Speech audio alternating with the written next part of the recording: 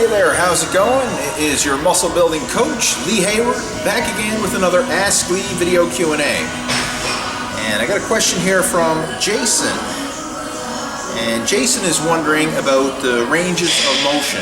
He wants to know what's more effective, using a short, partial range of motion where you don't lock out your reps at the top, or a full range of motion where you go through full stretch and then a full contraction where you do lock out your reps at the top.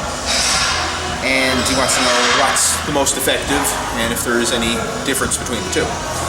Now, there is a difference, and it applies mostly to pressing exercises.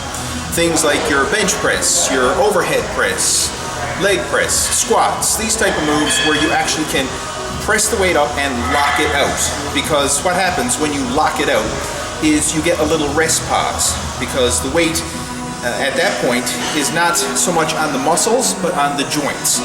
So like when you're doing a bench press, if you lock out the bench press all the way at the top, for that brief period your chest kind of gets a little mini break and the weight is supported on your locked out joints. Whereas if you kept your elbows soft, the weight is all on the muscles at all times. You don't get that little mini break. Now there's pros and cons to both.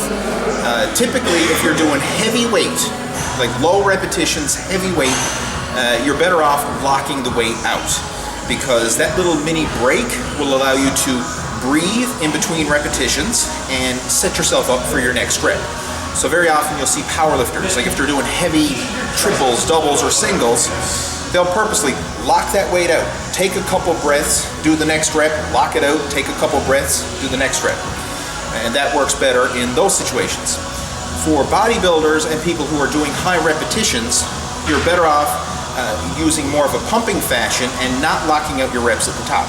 So you use a faster cadence, not locking out, and this will allow you to get more repetitions done, and it keeps the muscles under tension the entire time.